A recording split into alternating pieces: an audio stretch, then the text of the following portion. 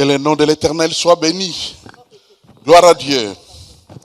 Je voudrais que nous puissions faire quelques lectures au commencement de ces partages que Dieu nous donne ces dimanches.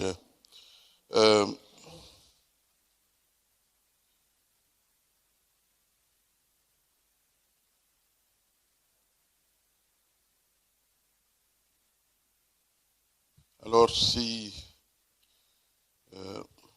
ce dimanche donc 18 juin 2023 à Bruxelles, la capitale de la Belgique, mais aussi de l'Union européenne. Alors là, c'est pour indiquer un élément de l'histoire, pour savoir à quel moment, à quelle époque nous étions lorsque de telles paroles ont été partagées. Alors je vous propose donc, comme je le disais, de lire la parole de Dieu, d'abord dans Josué, chapitre 1, le livre de Josué au chapitre 1, le verset 8. Que ce livre de la loi ne s'éloigne point de ta bouche, médite-le jour et nuit, pour agir fidèlement selon tout ce qui est écrit, car c'est alors que tu auras du succès dans tes entreprises, c'est alors que tu réussiras. Et nous pouvons poursuivre nos lectures dans Exode au chapitre 23. Le deuxième livre de la Bible, Exode au chapitre 23. Et nous lirons deux versets, le verset 29 et 30. Je ne les chasserai pas en une seule année, loin de ta face, de peur que le pays ne devienne un désert et que les bêtes des champs ne se multiplient contre toi. Je les chasserai peu à peu, loin de ta face, jusqu'à ce que tu augmentes en nombre et que tu puisses prendre possession du pays. Je crois qu'il y a certains versets que certains chrétiens n'ont jamais lus. Eh bien, nous poursuivons notre lecture dans Romains chapitre 10. Romains chapitre 10, le verset 17. Romains chapitre 10. Romains chapitre 10. L'écriture, verset 17. Ainsi, la foi vient de ce qu'on entend, et ce qu'on entend vient de la parole de Christ. Ainsi, la foi vient de ce qu'on entend, et ce qu'on entend vient de la parole de Christ. Nous montons au chapitre 15, toujours épître aux Romains. Au chapitre 15, et c'est le verset 4. Or, tout ce qui a été écrit d'avance l'a été pour notre instruction, afin que, par la patience et par la consolation que donnent les Écritures, nous possédions l'espoir ou l'espérance. Nous possédions l'espérance.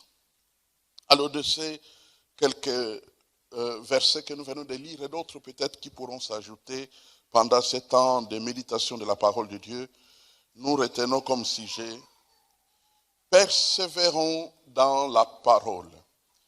Persévérons dans la parole.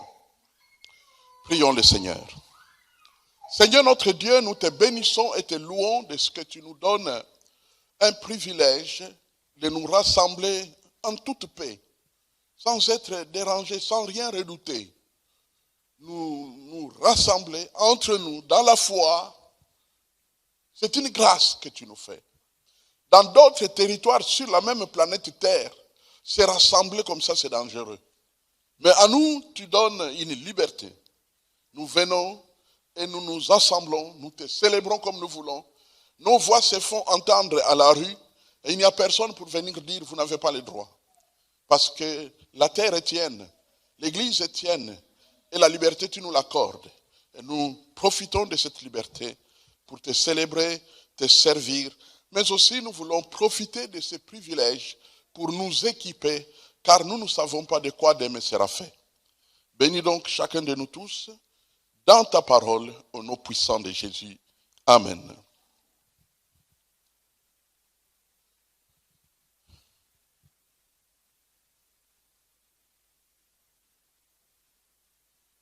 Une chose a attiré l'attention de l'homme qui vous parle aujourd'hui, et de beaucoup d'autres d'ailleurs, c'est lorsque le réveil s'est passé dans le pays Congo, autrefois Zaïre. Tous ceux qui ont été touchés par le réveil ne l'ont pas été de la même manière. Sans effort, on peut distinguer plusieurs différents chrétiens qui ont été produits par le réveil. Mais je vais vous dire où était la qualité. C'est-à-dire, je ne dirais pas le meilleur, parce que nous sommes dans les choses spirituelles où il n'y a que grâce. Mais où est-ce qu'on a trouvé les fruits les plus surprenants, les plus édifiants, les plus efficaces? C'est dans les milieux de ceux qui ont été entourés, encadrés par la Ligue pour la lecture de la Bible. Dans ces années 79, 80, 81, nous étions dans la ville de Kinshasa des frères qui exhortaient. On nous connaissait dans la majorité des groupes.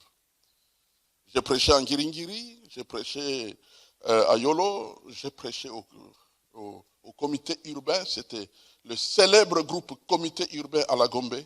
J'ai prêché pas une fois, une cinquantaine de fois là-bas. Les années 80-81. Et donc, lorsque le réveil spirituel a été libéré par la grâce de Dieu, ceux qui étaient avec la Ligue pour la lecture de la Bible tenaient bon.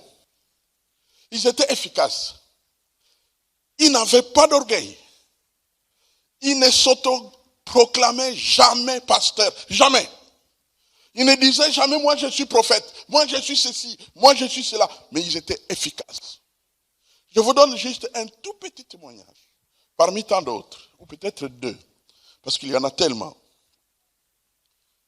Un frère de ce mouvement-là, des frères et sœurs, était comptable d'une entreprise. Et puis un jour, le Seigneur lui parle. Il lui dit, maintenant tu vas me servir. Il a prié avec sa famille, il a prié, et au bout de plusieurs mois, il était convaincu que c'était l'appel de Dieu. Il est allé à l'entreprise. Il a dit, voilà, je viens vous présenter ma démission, parce que je vais m'occuper d'autres activités pour ma vie. Le directeur de la société qui en était le propriétaire lui a dit, ne me fais pas ça. Il a dit, c'est non négociable. Il est rentré donc chez lui à la maison, et le lendemain, quand il se réveille le matin, il sort à l'extérieur. Le patron, sa femme et ses enfants sont là assis, en train d'attendre qu'il se réveille. Et quand il s'est réveillé, ils ont dit, s'il vous plaît, venez encore travailler avec nous. Si on doit multiplier le salaire, on va le faire. Parce qu'avant toi, on ne faisait que nous piller. Mais dès que tu es venu, la prospérité était là. Mais d'où ça venait? Ce n'est pas de quelqu'un qui disait qu'il était pasteur. Il était tout simplement attaché à la parole de Dieu. Et la parole de Dieu a produit des effets tels qu'il était sel de la terre. Il était lumière du monde. Un autre frère, je n'ai pas gardé son nom, il a donné son témoignage. Vous savez, pour ceux qui ont été au courant, de près ou de loin, qu'il y avait un autre grand groupe d'études bibliques et de prières sur Cato Nord. Et nous avons fréquenté ce groupe. Les dirigeants étaient Danilo Gay et Lisette Gay, sont des Suisses, mais aussi il y avait le frère Ngongo et le frère Kabisekela Mujanaï. Et donc, nous avons fréquenté ce groupe. Et un soir, un frère partage un témoignage.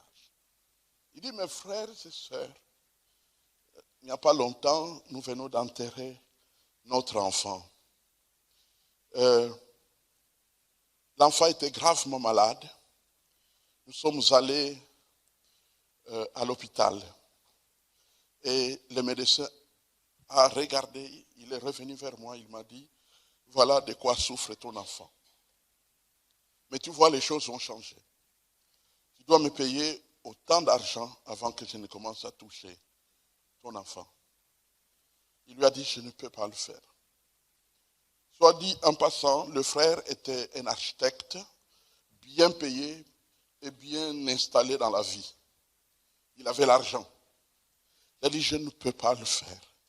Parce que je fais partie de ces frères et sœurs qui ont vu que la corruption est en train de détruire ce pays. Et nous avons décidé devant Dieu de ne pas y participer. Je ne peux donc pas te payer. Mais je te prie de soigner mon enfant parce que je l'ai amené à l'hôpital qui te paye. Et il lui a lâché cette phrase. Je vois que tu n'aimes vraiment pas ton enfant. Et il est parti pour ne plus revenir. Et l'enfant est mort. Et ils ont pris l'enfant, ils ont amené, ils ont pleuré, ils ont enterré l'enfant. Et ils ont continué dans le Seigneur. Voilà les fruits produits par les hommes et les femmes qui s'attachent à la parole.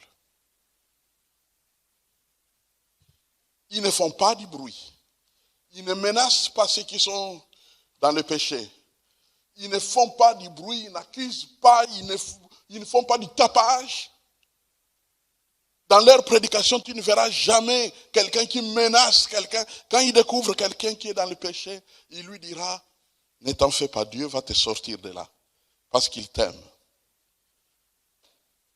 Et effectivement, il va lui donner des outils. Je me trouvais à Kisangani, nous sommes allés là-bas pour l'évangélisation. Je suis allé, comme mon travail était l'évangélisation dans les milieux des écoles secondaires et universitaires. C'était le travail que j'ai fait, j'en étais le responsable du département pour Campus pour Christ. Et donc nous sommes allés là-bas pour tenir une campagne. Et quand nous sommes arrivés, on a commencé à prêcher partout dans la ville. Et je me trouvais dans une banque, au hall d'une banque. Et j'ai vu un homme et j'ai commencé à lui parler du Seigneur. Ce que je ne savais pas, en fait, il était professeur à l'université de Kisangani. Alors je parlais. Et à un moment donné, il m'a dit une chose qui a retenu mon attention. Il a dit, vous venez de me dire beaucoup de choses et vous me demandez de monter à l'étage, mais vous ne mettez pas l'escalier. Vous savez, lorsque on menace les païens, on menace ceux qui désobéissent, mais sans leur montrer l'escalier, on déclenche une guerre. Et cette guerre pourrait avoir des retombées terribles, tôt ou tard. Parce que, comme vous le savez, si vous lisez votre Bible, aucun homme, aucune femme sur la terre n'a le droit de menacer les autres. Aucun. Nous sommes tous au même niveau, commettant des fautes de toutes sortes. Et donc, le respect veut que nous puissions, si nous ne pouvons pas conseiller, nous prions. Pour que Dieu, lui qui a accès au cœur, puisse toucher le cœur. Frères et sœurs, je suis convaincu que si le chapitre avant celui-ci a connu un certain nombre de problèmes, bien sûr, on peut les expliquer de mille manières, Mais ma conviction personnelle, c'est que probablement, nous n'avons pas donné suffisamment de la place à la parole dans les vies des gens. Nous avons donné de la place à l'honneur, à la gloire. Dès que tu vois un frère, tu dis, celui-là est, celui-là est, et ainsi de suite. On a donné de l'honneur aux gens, mais on ne leur a pas donné la parole. Et l'honneur produit des dictateurs. L'honneur produit des gens qui ne connaissent pas les valeurs de Jésus. Par contre, la parole, elle, nous l'avons vu récemment. Que fait la parole? Sanctifie-leur par ta parole. Amen. C'est la parole qui sanctifie. Tout ce qui, je sers ta parole. Le roi David est quand même le champion du christianisme avant Jésus. Il dit, je sers ta parole dans mon cœur afin de ne pas pécher contre toi. Plus loin, il dira, je suis plus sage que mes maîtres à cause de ta parole.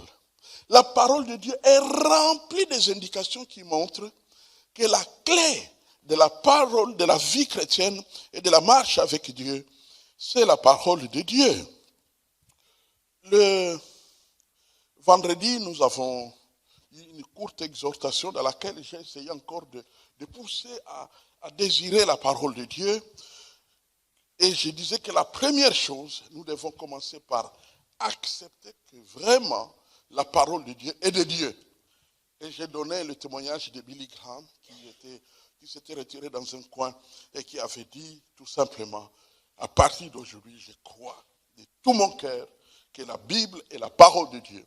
Et chaque fois que je la lirai, c'est Dieu qui me parle. Chaque fois que je l'expliquerai, c'est Dieu qui parle à ceux qui m'écoutent. Et dès ce moment-là, tout était changé dans son ministère. La parole de Dieu est au centre de tout. Et qu'il fallait s'engager, déclarer nos engagements à ceux qui sont autour de nous, pour qu'ils sachent que nous avons pris des résolutions de pouvoir étudier la parole de Dieu. Et ensuite, recruter carrément des frères, des sœurs, avec qui, de temps en temps, nous pouvons aller méditer un texte biblique et prier ensemble. Nous avons partagé toutes ces choses. Et dans la suite, se mettre à partager tout ce que nous apprenons dans la parole. Tout ce que nous apprenons, nous partageons. Ça n'a rien à voir avec l'orgueil. Ça a à voir avec le partage vital, avec le partage d'édification. Partager, partager, partager et partager encore. Aujourd'hui, j'ai dans mon cœur le désir de placer l'escalier pour monter dans la parole. J'ai le désir de rendre accessible la parole de Dieu. Parce que c'est elle qui transforme. Nos menaces ne transformeront personne. Je vous dis personne. Mais par contre, la parole, Dieu dit qu'elle change les vies. Dieu dit qu'elle change les vies. La première chose alors, pour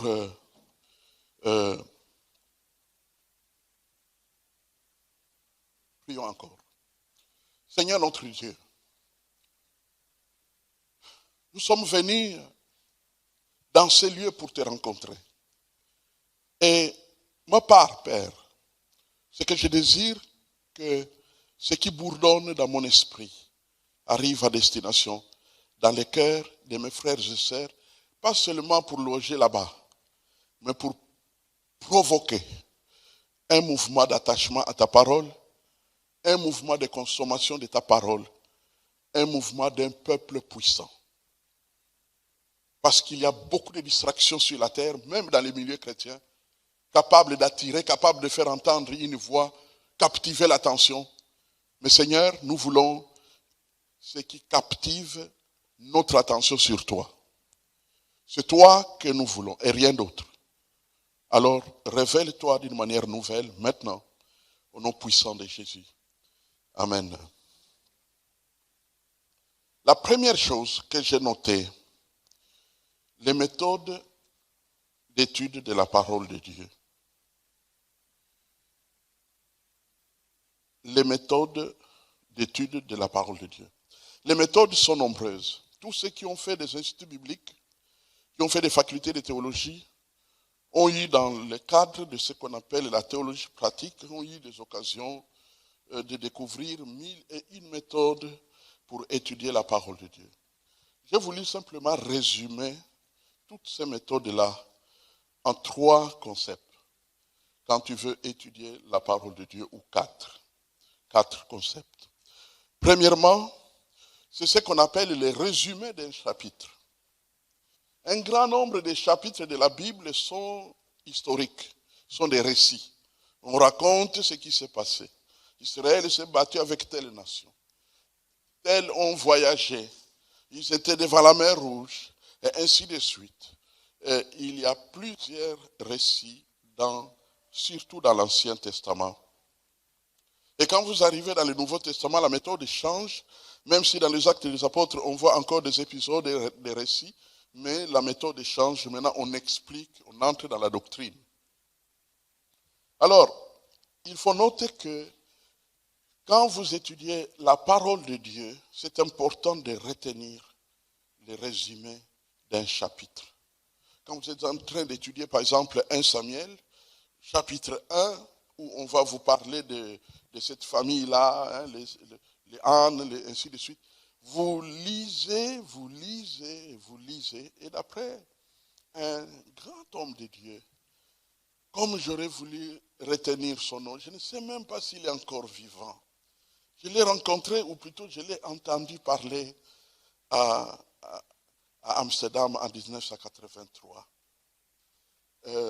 Quand on l'a présenté, c'était avec pompe. C'était un papa assez âgé. Et il a dit ceci au sujet de la parole de Dieu. Quand tu étudies un chapitre de la Bible, si tu ne le lis pas 50 fois, tu passeras à côté de ce trésor. Ça, j'ai retenu pour toujours.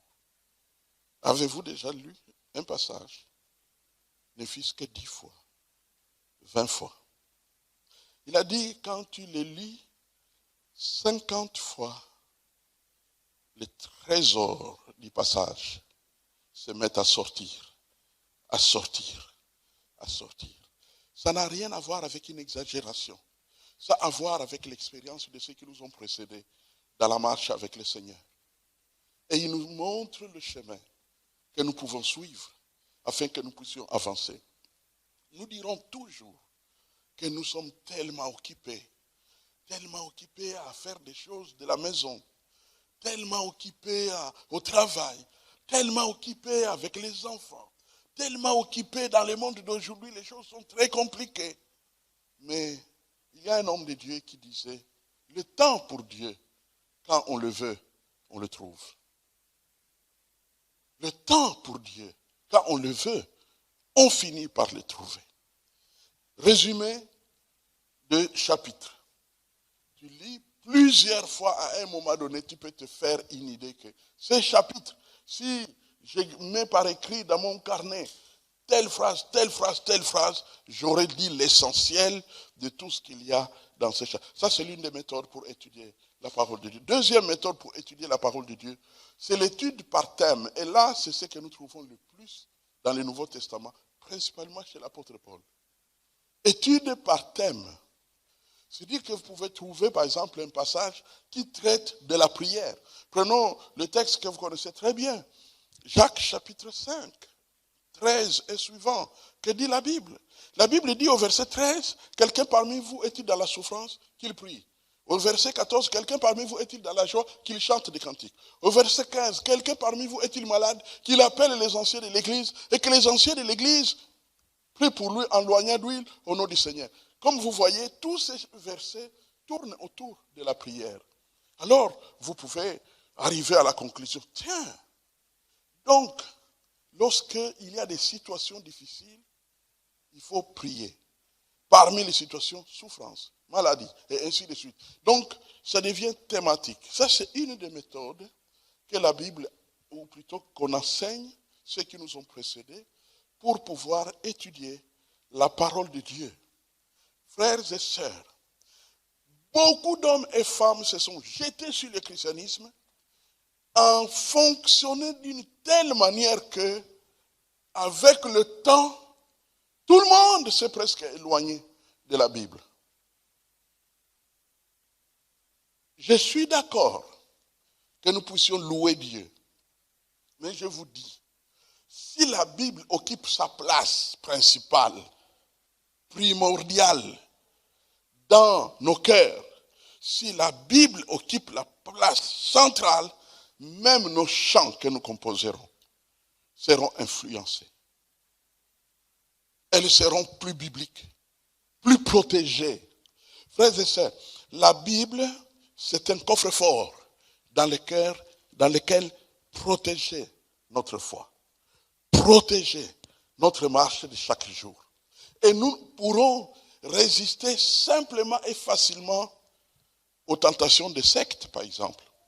Pas seulement les sectes, mais aux tentations d'attraction. Vous savez qu'il y a des gens qui n'ont même pas compris qu'au fait, pour bâtir l'église, il faut évangéliser le monde. Et ils pensent que pour bâtir l'église, il faut corrompre les autres chrétiens qui sont déjà dans les églises pour qu'ils viennent vers eux. Mais c'est étonnant ça. Hein? C'est étonnant. C'est incroyable. Mais qui a enseigné ça? Ça se trouve dans quelle Bible? Lorsque nous avons implanté l'église à Raleigh et que je voulais participer vraiment au développement de cette église, j'ai demandé, y a-t-il un frère de disponible maintenant? Tous les frères qui étaient là étaient occupés. J'ai dit, y a-t-il un frère disponible maintenant? Alors, pendant ce temps, je suis allé prêcher à Dallas, chez un pasteur là-bas. Et dans son église, il y avait un frère qui aimait Dieu avec sa femme et qui avait l'intention de faire un travail. Et pendant que j'accomplissais la mission dans leur église, ce frère est venu me voir pour me dire, j'ai vraiment la vision de faire quelque chose dans un autre État des États-Unis. J'ai dit, tiens, est-ce que tu en as parlé avec ton pasteur? Non, pas encore. Je lui ai dit, écoute, nous, on est à la recherche d'un serviteur qui peut travailler avec nous là-bas à Raleigh. Mais tu sais, nous, on ne peut pas te prendre sans son autorisation. Donc, si tu me permets, je vais parler avec lui. Je vais lui faire voir notre vision là-bas. Et s'il pense que tu peux le faire, je l'inviterai pour qu'il vienne avec moi. Nous allons ensemble, tous les deux, t'installer comme pasteur à Raleigh, en Caroline du Nord. Et il a parlé à son père spirituel. Son père spirituel est venu me voir pour me dire, tiens, le fils m'a dit ceci et cela.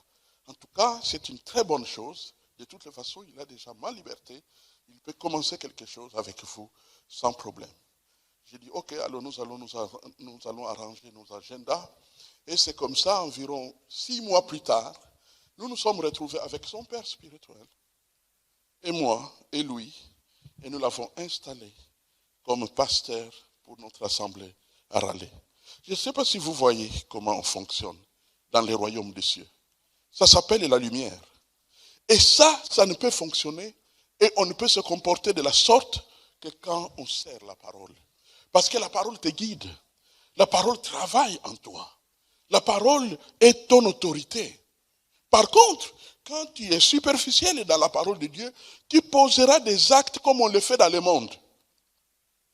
Tu seras un brigand dans l'église, un vrai brigand.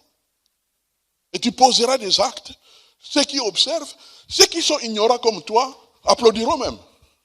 Mais ceux qui se connaissent, ils diront, mais non, ça ne fonctionne pas comme ça. Est-ce qu'il n'y a pas une autre manière de le faire?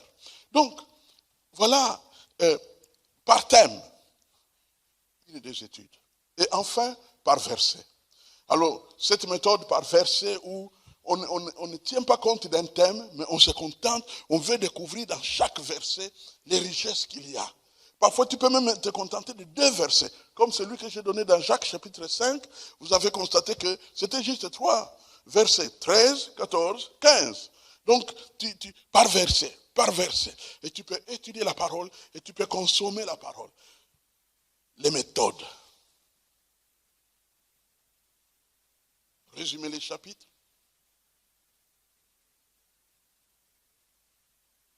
Découvrir les thèmes. Ou alors aller verset par verset. Il y a d'autres méthodes, mais je ne voudrais pas que nous puissions nous égarer dans beaucoup de méthodes. Ça, c'est la première chose. On doit étudier la parole de Dieu de façon méthodique parce que c'est un grand trésor. Pourquoi on a enseigné les méthodologies? Tous ceux qui ont fait la section pédagogique. Pourquoi on a enseigné la méthodologie? C'est justement pour savoir avec méthode comment on peut maîtriser des choses difficiles, les arranger, les organiser, et ainsi de suite. Eh bien, c'est la même chose avec la parole de Dieu. Dieu a créé l'intelligence et nous pouvons utiliser l'intelligence en exploitant au maximum les choses que Dieu nous donne. La deuxième chose sur laquelle je voudrais fonder notre méditation d'aujourd'hui, c'est quelle est la base pour pouvoir vraiment comprendre, étudier et comprendre et être influencé par la parole de Dieu. Quelle est la base? Eh bien, la base se trouve dans ces passages que nous avons lus, Josué chapitre 1, le verset 8. Que ce livre de la loi ne s'éloigne pas. Mon frère, ma sœur, commençons par là. Est-ce que ta Bible s'éloigne de toi? C'est quoi s'éloigner? C'est que tu as fait une semaine, tu n'as pas touché à ta Bible. Tu as fait un mois et tu n'as même pas touché à ta Bible. C'est au moment où tu dois aller à l'église que tu commences à chercher. Où est-ce que j'ai mis ma Bible? Certaines Bibles ont pris la poussière parce qu'on les fréquente très rarement. Il y en a d'autres qui sont restées neuves. Quand vous trouvez quelqu'un qui a une Bible depuis 10 ans, mais elle est neuve, il y a un problème. Il faut les abîmer. C'est un pasteur qui disait ça dans une prédication. Abîmez vos Bibles. Abîmez vos Bibles. C'est le révérend Paco qui se repose au ciel. C'était l'un des géants des églises du bas-fleuve là-bas. Il est venu à l'église avec un long couteau. Vous savez, ce couteau-là a beaucoup de noms dans les différentes tribus. Un long couteau pour parler de la parole de Dieu. Une épée. Et il a dit, quand l'épée n'est pas aiguisée, ça ne peut rien couper. Au contraire, ça risque de commencer à abîmer ta main parce que tu fournis trop d'efforts. Mais quand c'est aiguisé, tu coupes facilement et tu vas faire un grand champ en peu de temps. Eh bien, la parole de Dieu est ainsi. C'est une épée. Alors, je vous donnais un conseil, disait-il, à vous tous. C'était un jour où on donnait des diplômes à des gens qui venaient de terminer à l'Institut de théologie là-bas à Boma. Abîmez vos Bibles. Mettez des signes, soulignez. Mettez des signes de toutes sortes. Mettez des signes coloriés, ainsi de suite. La parole de Dieu. La parole de Dieu. Donc, la base, que ce livre ne s'éloigne pas de ta bouche. N'éloigne pas ta Bible de toi. Qu'elle soit proche. Qu'elle soit proche de toi. Que ce livre de la loi ne s'éloigne point de ta bouche. Et alors, il donne le verbe central de ce passage. Médite-le. C'est un impératif. Un ordre. Vous savez, dans l'armée, on ne discute jamais les ordres. On les exécute. Et savez-vous que le royaume des cieux, ça devrait être la même chose. On ne discute pas les ordres, on les exécute. Médite-le. On a donné le timing. Hein? Vous avez constaté en lisant ce verset qu'on donne le timing.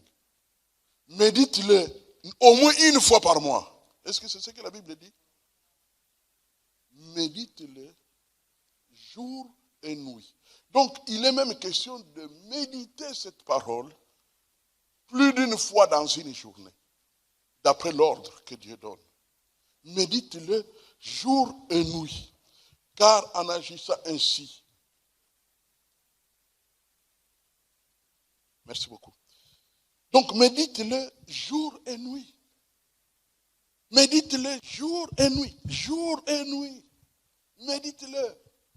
Vous savez, la meilleure manière de commencer avec la parole, c'est que dès que tu te réveilles, si tu as l'habitude comme moi de commencer par régler l'affaire de la bouche, immédiatement tu passes au texte et tu médites. Tu peux commencer par certains livres. Pour moi, il y a des livres qui ont un sens particulier. Par exemple, lorsque tu veux vraiment développer l'amour pour Jésus, l'évangile des Jean, quand tu as fini l'évangile, va aux épîtres des Jean. Si tu veux comprendre la doctrine chrétienne, l'épître aux Romains. Si tu veux aller loin avec la louange, psaume. Donc, il y a des livres comme ça que Dieu utilise pour pouvoir donner des ingrédients particuliers dans notre vie. Méditer jour et nuit, méditer jour et nuit. Et quand maintenant tu veux être vraiment un disciple, alors fonce dans toutes les épîtres de Paul. Tout ce que Paul a écrit, c'est l'école, la faculté de formation des disciples. Et bien sûr, maintenant, si tu veux entrer dans tout ce qui est le miracle, c'est l'évangile de Marc. Et là, tu seras non seulement fort dans la compréhension des miracles du Seigneur, mais aussi ça va te donner des mots pour parler aux gens qui ne sont pas des Juifs, c'est-à-dire le peuple de la terre, pour leur parler du Seigneur Jésus-Christ.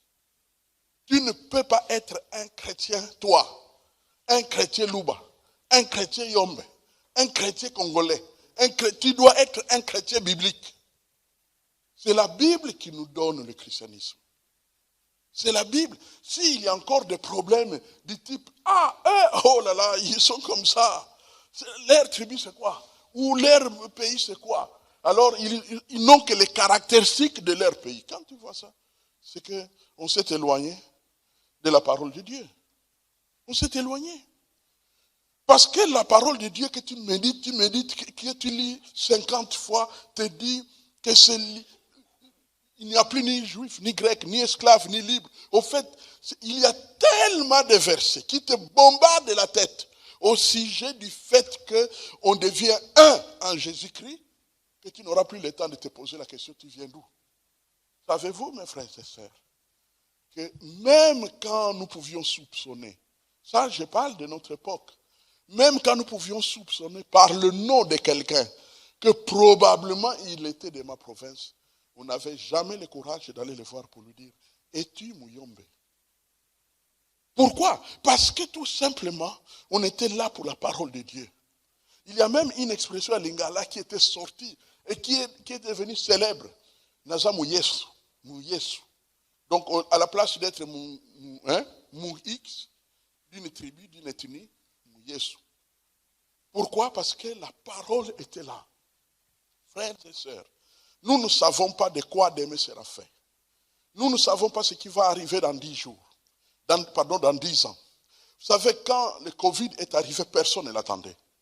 Et personne ne s'imaginait que ça allait changer l'histoire de l'humanité. Je crois que vous êtes d'accord avec moi. Que depuis que ce truc est venu, d'où qu'il vienne, et de quoi qu'il dépende, qu'est-ce qu'il cache, ce qui est sûr est que notre monde a totalement changé. Et donc, comme nous ne savons pas de quoi demain sera fait, nous devons obéir à l'esprit qui vient avec des choses auxquelles nous n'avons pas pensé. Moi aussi, je pouvais penser à d'autres choses. Vous me connaissez. Je prêche depuis 40 ans et je sais prêcher des sermons différents sur un mois et qui n'ont aucun lien les uns des autres. Par la grâce de Dieu, Dieu peut donner, Dieu peut renouveler sa parole. Mais s'il attire l'attention sur le retour à la parole, c'est qu'il y a un grand besoin pour que nous soyons forts, que nous soyons efficaces, que nous soyons surtout sécurisés et, entre guillemets, indépendants. Que nous ne soyons pas des gens qui disent « qu'est-ce que tu en penses tout le temps » à quelqu'un d'autre. mais qui savent que tiens, la Bible me dit. La Bible me dit. Ma Bible me dit que. Ma Bible à moi me dit que. Et tu cites la parole. Souvenons-nous, quand le Seigneur Jésus était tenté au désert. Vous vous souvenez, n'est-ce pas? Qu'est-ce qu'il a dit? Est-ce qu'il s'est fondé même sur sa divinité?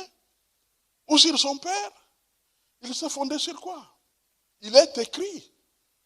Il fait allusion à quoi? La parole. Il est écrit. Donc nous devons être proches de la parole. Oui, proches de la parole. Le fond donc c'est la méditation. Alors, aujourd'hui j'ai voulu partager une illustration que je pense de la vie courante, que je pense pouvoir très bien expliquer ce que veut dire méditer, la parole de Dieu. Je ne sais pas si, pour ceux qui ont étudié un peu les sciences zoologiques, les sciences naturelles, les sciences des animaux, et vous connaissez les différentes catégories d'animaux qui existent, parmi lesquelles il y a les ruminants, les mammifères, les ruminants. Alors c'est quoi les ruminants? C'est les animaux qui pratiquent la rumination. C'est quoi les ruminants? Au fait, les ruminants sont des animaux qui ont un estomac compartimenté. Leur estomac n'est pas un grand tube dans lequel viennent se mettre tout ce qu'on ingurgite, tout ce qu'on fait entrer dans la bouche, vont là-bas. Non, non, non. Les ruminants ont des compartiments. Quand ils prennent l'herbe, souvent ils ne broutent que l'herbe. Quand ils broutent l'herbe, vous découvrirez, si vous observez les ruminants, qu'ils ne passent pas beaucoup de temps à mâcher.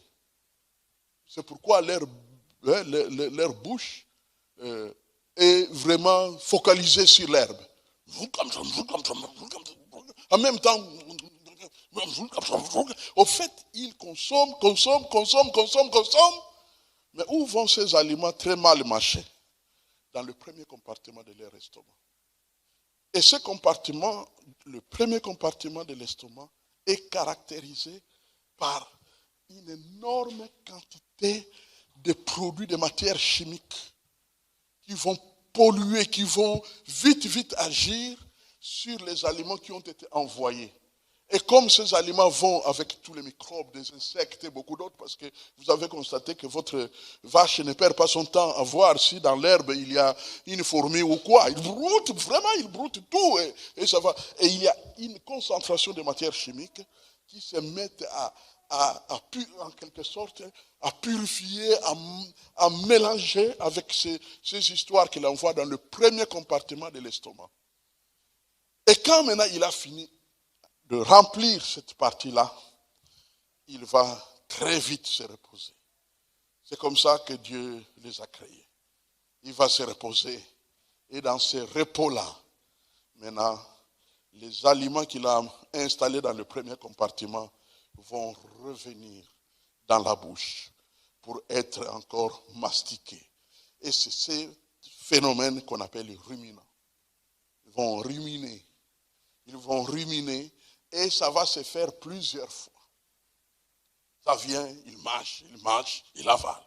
Parfois, quand il avale, ça peut retourner encore dans le premier compartiment. Ça revient. Mais à un moment donné, il existe un passage où tout ce qui est bien mâché et qui est prêt qui est bien mâché, et qui est prêt à aller contribuer au développement de son corps, trouve une petite ici pour passer au deuxième compartiment de l'estomac. Et c'est là où se passe la véritable digestion qui aide la vache à grandir et à profiter des aliments qu'elle consomme.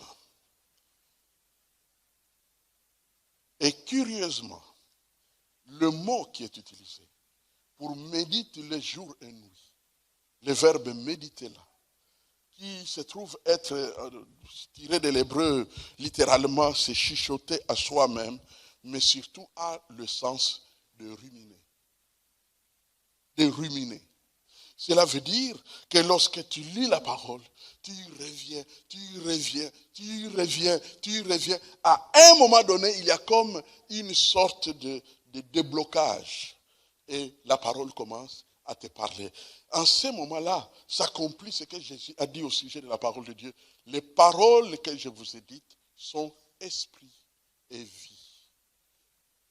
Esprit et vie, ce n'est pas le verset que tu vois pour la première fois, mais ça devient esprit et vie parce que une fois mâché, une fois médité, la parole s'est enrichie et cette grande richesse a la capacité de sanctifier, a la capacité de revenir au moment où tu vas exhorter quelque part, a la capacité de te rejoindre dans ta conversation lorsque tu dois résister à une tentation. Ça a la capacité de te rejoindre à pouvoir résister à une tentation. Lorsque, à un moment donné, il y a des choses qui risquent d'arriver et puis tu résistes. Cette parole-là, n'est-ce pas, qui est mâchée, qui est bien préparée pour être utilisée, n'est-ce pas, par la femme de Dieu, par l'homme de Dieu. Troisième chose que nous partageons, quelles sont les grandes ressources que nous pouvons trouver dans la parole de Dieu? Qu'allons-nous recevoir? Quand nous serons riches de la parole de Dieu, qu'est-ce qui va se produire? Premièrement, elle sauve, elle change la vie. Elle sanctifie. Elle sauve. La véritable évangélisation, c'est la parole de Dieu. On comprend pourquoi, vous savez, il y a un mouvement chrétien qu'on appelle Gédéon. Et ce mouvement Gédéon s'est engagé dans l'histoire à imprimer des Bibles de plusieurs sortes. Entre autres, un Nouveau Testament. Le plus souvent des couleurs bleues, mais bon, ça peut varier. On les trouve dans les hôtels, on les trouve dans les hôpitaux. Et parfois, on les distribue à des occasions particulières, ou parfois, ils peuvent même demander. Dans le passé, il est arrivé que nous puissions accueillir un représentant de Gédéon pour venir parler de ce mouvement chez nous, à l'église.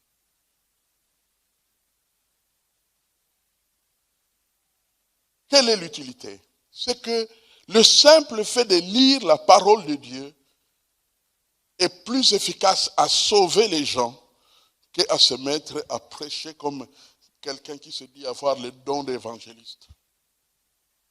Quand ils lisent la parole, Dieu les rencontre dans la parole.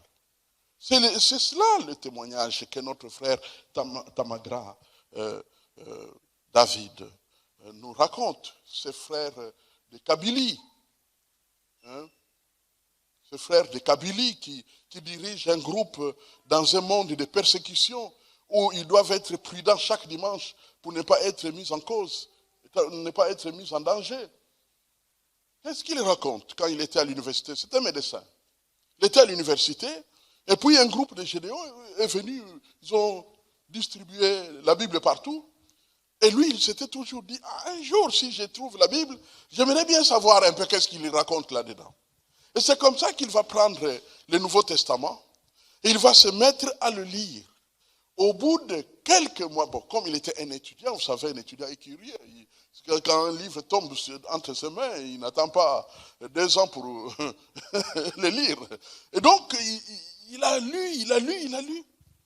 Puis, il me dira, pasteur, à un moment donné, est-ce une voix venant de la Bible?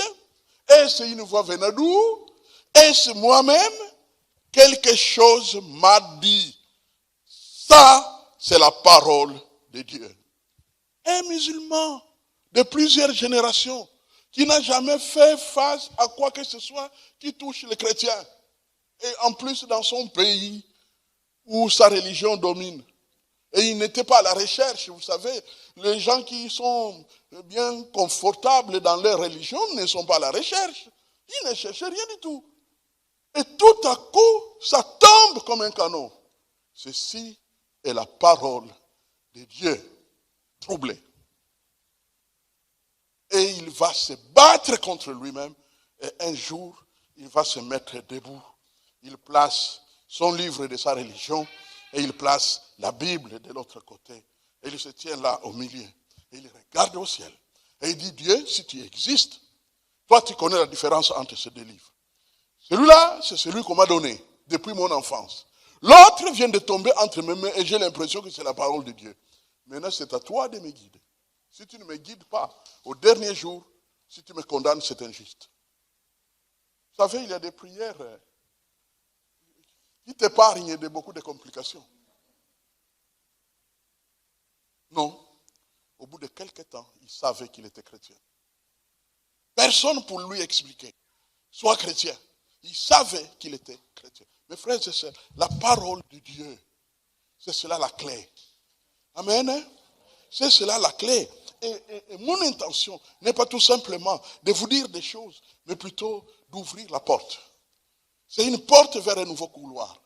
Vous savez, quand vous étudiez, que ce soit à l'école secondaire, à l'école primaire ou à l'université, quand vous étudiez, mes frères et sœurs, qu'est-ce qui se passe quand vous avez terminé la première année?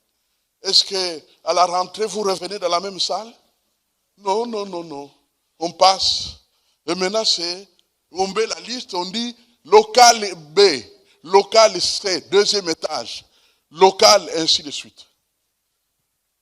Ça change. Amen. Eh bien, la parole de Dieu nous fait croître, nous fait progresser, nous fait avancer au fur et à mesure. Sanctifie-leur par ta parole. Si tu as une lutte d'une mauvaise habitude, vous savez comment connaître une mauvaise habitude? Elle est récurrente, elle revient souvent. Parfois même, à un moment donné, si Dieu t'aide, tu peux te rendre compte toi-même qu'il y a un ça ne va pas dans ton propre cœur. Tu dis ça c'est bon, ça c'est bon, ça c'est bon. Mais là, je ne suis pas satisfait. Quand tu es en train de lutter contre une habitude ou une chose quelconque pour laquelle tu sais que ton Dieu n'est pas content, plonge dans l'écriture. Amen. Parce que la Bible dit, sanctifie-leur par ta parole est la vérité. Plonge dans l'écriture. Lis. Ne t'inquiète pas sur, tu vas trouver un verset qui en parle vraiment. Ce n'est pas un problème.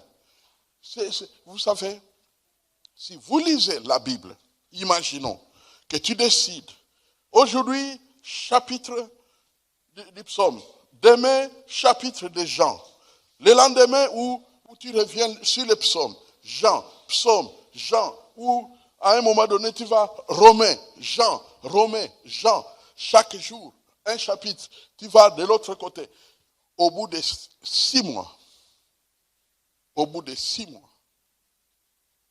sans aucun doute, sans aucune possibilité que ça ne marche pas, tu te regardes dans le miroir et tu dis, je ne suis plus le même. Et maintenant, imagine que tu ailles à 3 ans. Tu deviens un maître qui est transformé. Dès que tu téléphones et que tu te mets à parler avec même tes amis que tu as laissés ou des membres de famille que tu as laissés en Afrique, à un moment donné, tu ne seras pas surpris qu'on te pose la question. Yango, tu es devenu pasteur. Hein? Pourquoi? Parce que tu es transformé. Qu'est-ce qui fait que tu deviens comme ça? Est-ce que tu es devenu pasteur? Qu'est-ce que tu es devenu? Mon frère, ma soeur, il est préférable que le titre crie sur toi plutôt que tu ailles à la conquête des titres. Il faut que les titres viennent te solliciter. J'ai besoin de toi. Je veux que tu sois pasteur, s'il te plaît. Je veux que tu sois pasteur. Les titres viennent te poursuivre, te chercher. Mon frère, ma soeur, la véritable élévation vient de qui? De Dieu. Amen. Et justement, c'est le travail qu'apporte la parole de Dieu. Sauver, changer la vie, sanctifier. Deuxièmement, notez.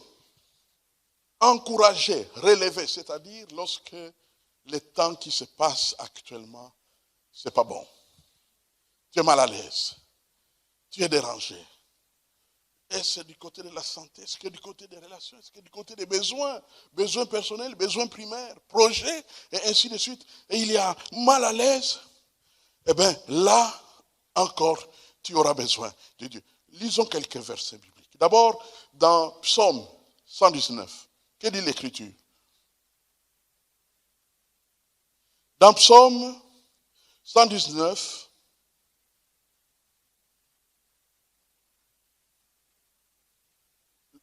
le verset 114.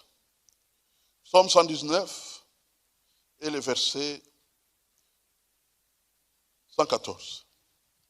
L'Écriture. Tu es mon asile et mon bouclier. J'espère en ta promesse. Tu es mon asile et mon bouclier. Je crois que ces deux mots nous disent quelque chose, n'est-ce pas? Tu es mon asile. L'asile, c'est quoi? C'est quand on fuit un danger. Amen. Tu es mon asile. Et le bouclier, c'est quand on te lance des flèches, on te cible, on te lance des pics. Et alors, la Bible, là aussi, te protège. Mon asile, mon bouclier. La parole de Dieu, mon frère, ma soeur, va te protéger des états d'âme. Tu ne vas pas être un cadeau livré à la chair, un cadeau livré au désordre, un cadeau livré à la colère, un cadeau qui rend la vie très difficile au milieu de toi. Non, tu remporteras des victoires lorsque tu serres la parole dans ton cœur.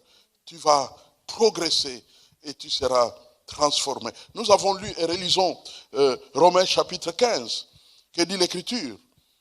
Nous l'avons lu et revenons là-dessus, juste pour nous faire progresser. Romains.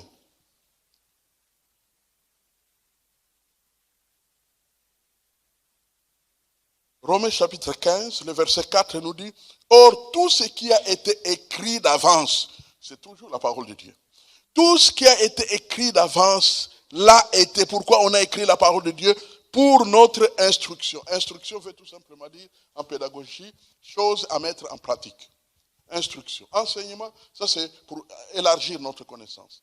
Mais quand ça devient instruction, ça c'est pour passer à l'action. Pour mettre des choses en pratique. Si tu vas dans un atelier de mécanicien pour devenir mécanicien, là c'est une instruction, une formation pratique pour passer à l'action. Or, tout ce qui a été écrit d'avance, l'a été pour notre instruction, afin que, quel est le but? Par la patience et par la consolation que donnent les Écritures, nous possédions l'espoir. Amen. La patience. La Bible te donne la patience. La Bible te donne la patience, mon frère. La Bible te donne la consolation. Et alors, grâce à tout cela, tu as l'espoir que les choses iront mieux demain. Ça ne restera pas comme ça. Ça va changer. Amen. Et donc, tu as un Dieu qui te guide. Mes frères et sœurs, vous savez, Dieu, il n'y a que la Bible pour laquelle Dieu peut dire, c'est moi qui vous l'ai donné. Toutes les autres choses, tous les autres ministères possédés par des individus, Dieu ne vous a pas dit que c'est lui qui a rendu cet homme-là prophète ou quoi, ainsi de suite. Les gens s'emparent de ce qu'ils veulent, s'emparent des titres qu'ils veulent, mais la Bible, ça, Dieu s'engage. C'est moi qui l'ai donné. Amen. Et quand Jésus vient sur la terre, il ne s'appuie que sur la parole de Dieu. Quand il va au désert et qu'il y a la confrontation avec Satan, qu'est-ce que Jésus utilise? Ce n'est même pas son titre. Au nom du Fils de Dieu. Non. Qu'est-ce qu'il utilise? La parole. Il est écrit. Il est écrit. Amen. C'est ça ce qu'il utilise. Et Lorsque nous allons dans 2 Corinthiens chapitre 10, on verra aussi là-bas des choses fort pratiques. La réussite, le succès, tout cela viendra aussi, c'est en troisième lieu, la réussite et le succès se trouvent aussi dans la parole de Dieu. Médite jour et nuit, alors tu auras du succès dans tes entreprises. Mon frère, ma soeur, n'aie pas peur de ce qui ne va pas pour le moment. Ce n'est pas un problème. Ça ira. Quand il y a des contretemps, que dit la Bible au sujet de la prophétie? Vous voyez, la Bible nous parle de tout. Si ça tarde, attends. Attends. Ce n'est pas un problème. Quand une chose, oh là là, mais ça devrait se faire déjà. C'est pas grave. C'est pas grave. Il y a toujours un meilleur moment. Amen. Il y a toujours un meilleur moment. Ne vous inquiétez pas, mes frères et sœurs. Ne vous inquiétez pas. Il y a un Dieu qui travaille. Il y a un sauveur qui n'abandonne jamais son peuple. Il y a un esprit de Dieu qui est en circulation parmi nous. Et il y a surtout une parole au centre de notre existence. Et surtout accessible. Imaginez si la Bible était comme on avait dit au siècle passé, que c'était un rouleau, toute une région. Il n'y avait qu'une copie à l'époque. Quand Paul écrivait une lettre, c'était sur du parchemin, parfois sur des supports plus compliqués. Hein? Toute une communauté, toute une région, il n'y avait qu'une copie. Il fallait qu'ils viennent ensemble dans un certain village, et là-bas, celui qui garde cette copie la déroulait et se mettait à lire. C'est ainsi qu'on avait accès à la parole de Dieu. Pouvez-vous imaginer quel était le sort de ces gens-là? Ils auraient bien voulu méditer jour et nuit. Ils voyaient des versets qui parlent de jour et nuit, mais eux n'ont pas accès au rouleau. C'est seulement les dimanches qu'ils auront accès au rouleau. Voyez?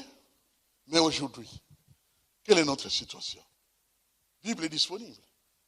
Bible est disponible. C'est un peu par paresse que nous n'avons pas un tas de Bibles là-bas. À bon marché. On devrait en avoir le plus tôt possible.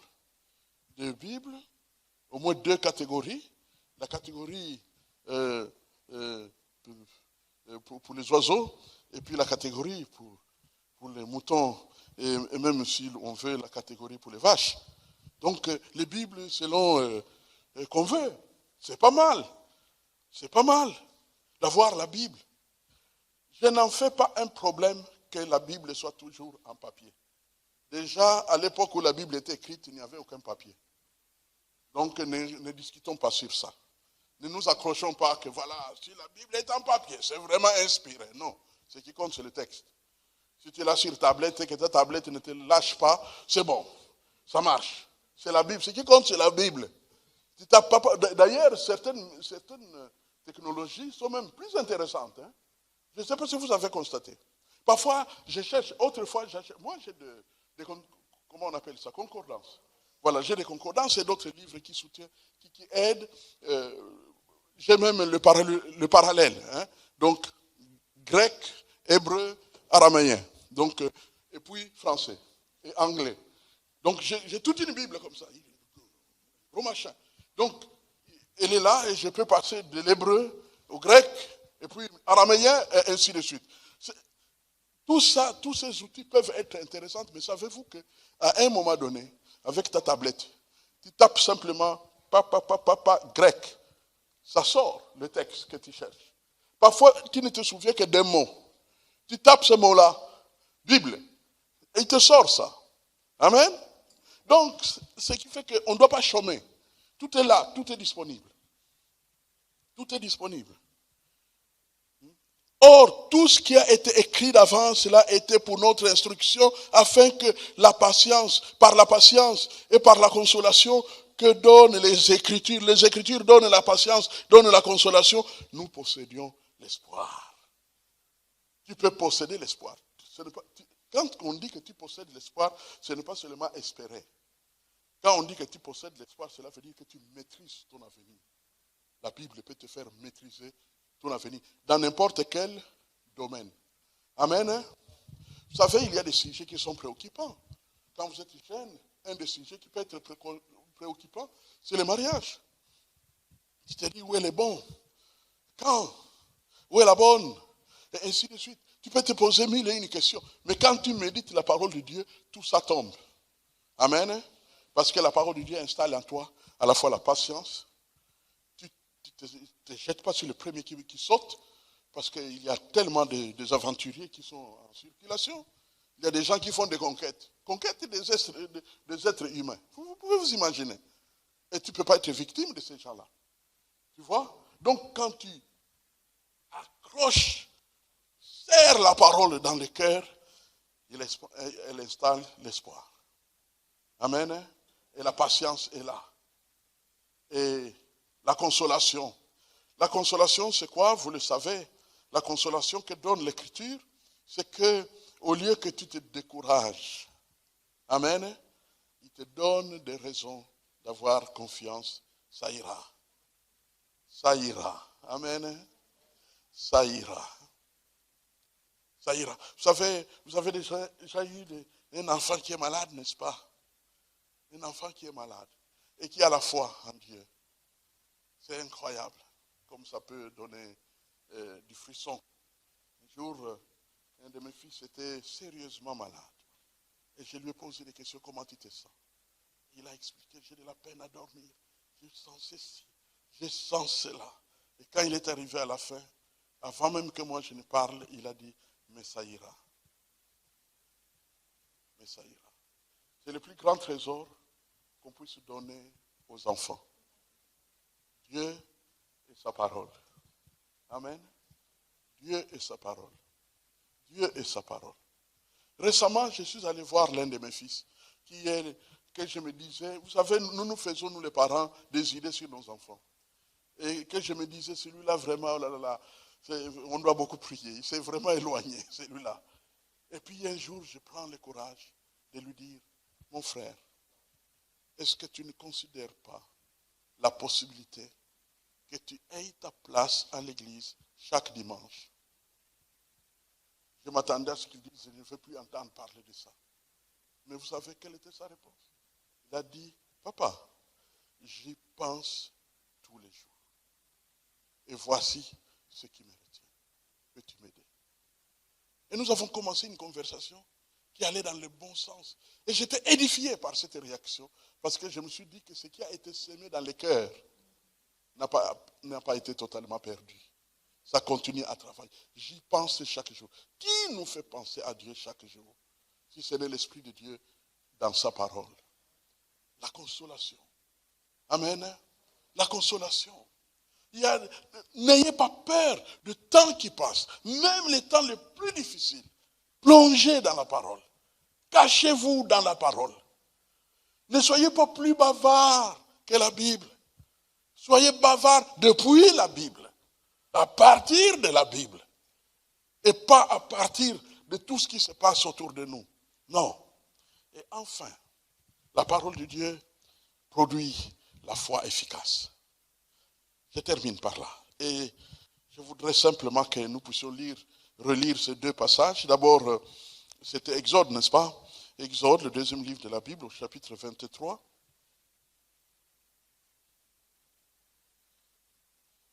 Dans Exode chapitre 23, le verset 29, l'Écriture nous dit quoi? L'Écriture nous dit,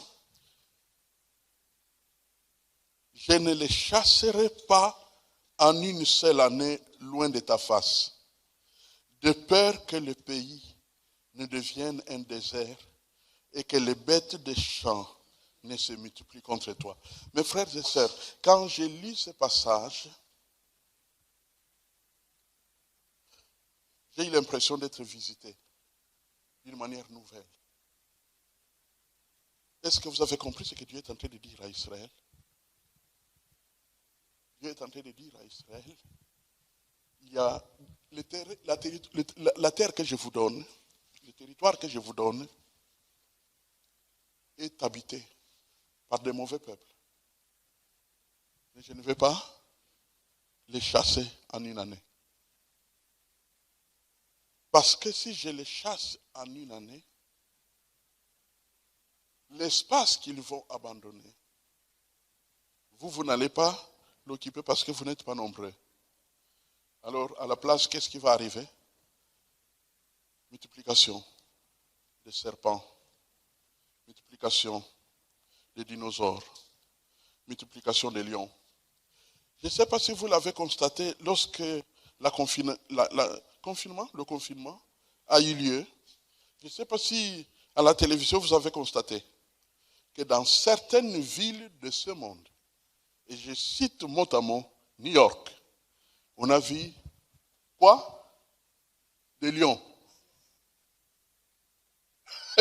Des lions dans les rues de New York. Des lions. Des tigres. Parce qu'il n'y a personne, il n'y a pas de bruit, il n'y a pas une voiture qui passe, il n'y a rien. Alors, ils viennent. Ils étaient dans la forêt d'en face, confinés là-bas, parce qu'il y avait du bruit de voitures et des hommes. Mais maintenant qu'il n'y a plus rien, ils viennent un peu voir. Qu'est-ce qui se passe là? Qu'est-ce qui se passe? Et c'est ce que nous sommes en train de voir ici.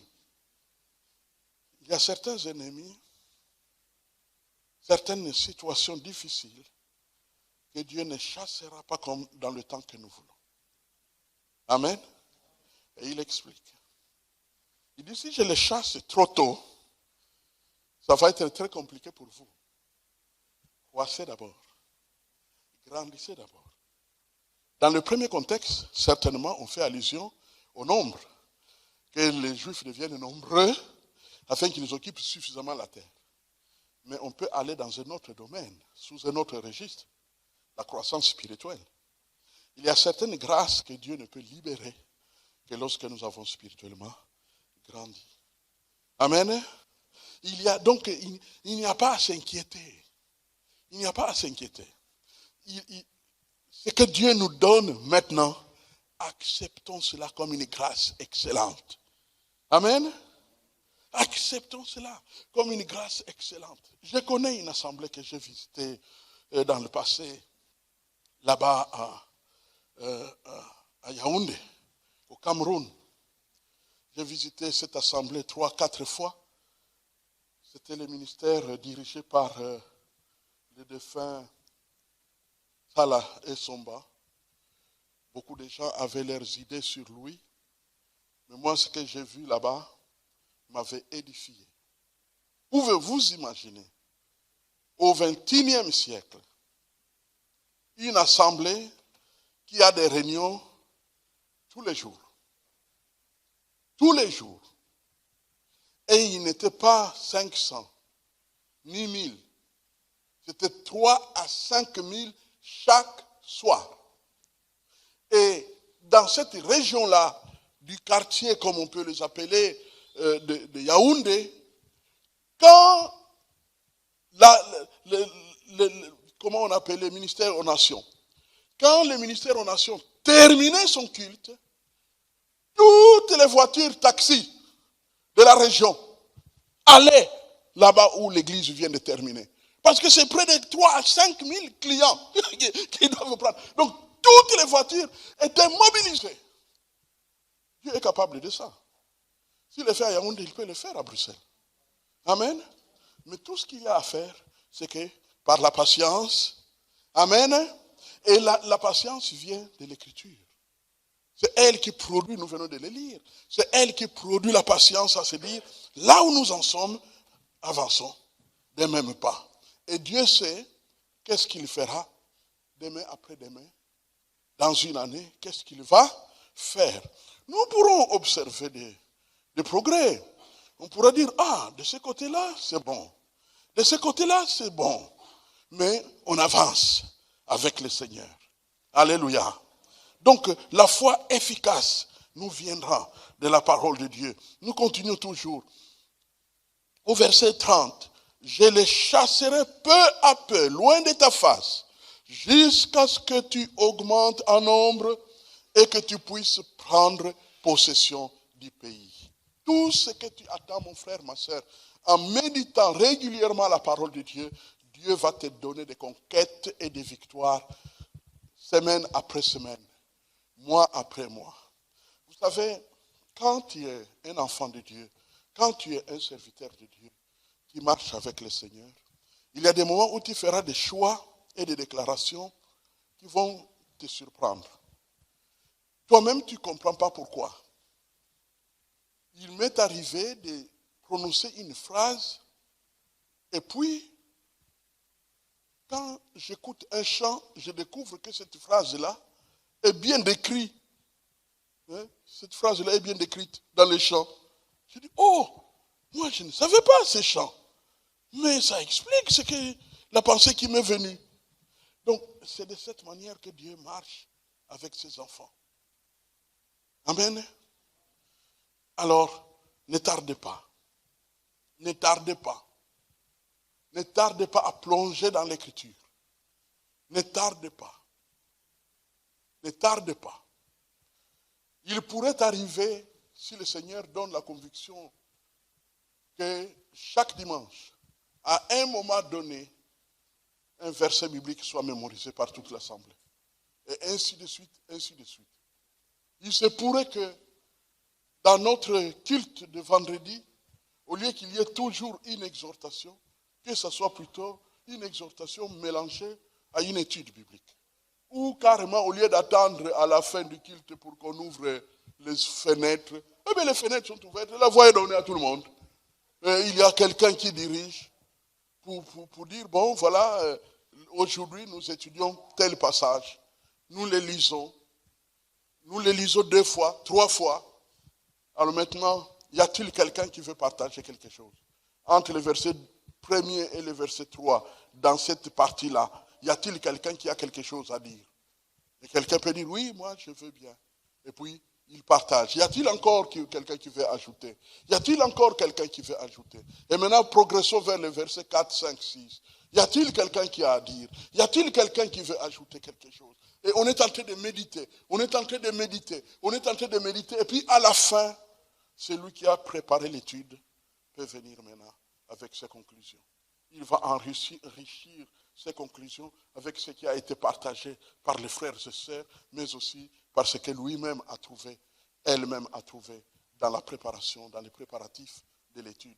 De la sorte, le peuple sera nourri de la parole de Dieu. Mes frères et sœurs, c'est ça ma vision. Si vous vous posez la question, quelle est ma vision? Elle est là.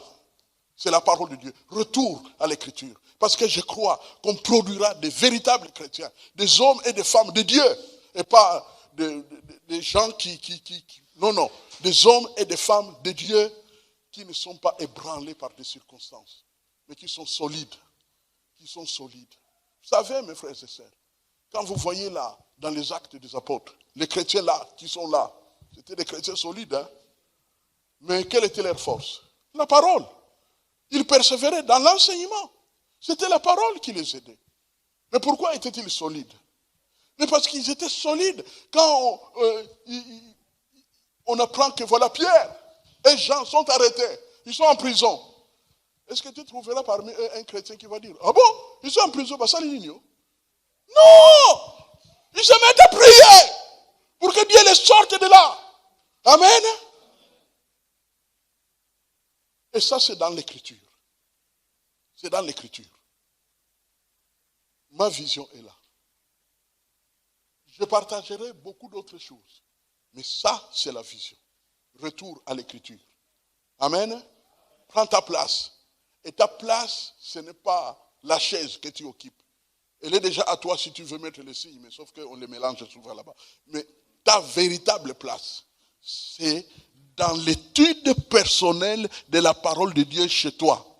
Quand tu as écouté, tu as révisé la prédication qui a été donnée le dimanche, 2 ou 3 fois peut-être, quand tu as fini, tu plonges dans l'écriture. Tu plonges dans l'écriture. C'est ça prendre ta place dans l'église internationale de Bruxelles, dans le nouveau chapitre. C'est cela. C'est parce que je crois qu'avec ça, l'espoir est garanti. L'avenir est garanti. Et tous les problèmes de la vie, il n'y a aucun problème qui pourra se lever et nous écraser. C'est nous qui allons surmonter les problèmes grâce à la parole de Dieu. Jésus l'a utilisé. Dieu lui-même l'utilise. Pourquoi pas nous qui sommes membres de la famille de Dieu? Alléluia. Prions le Seigneur.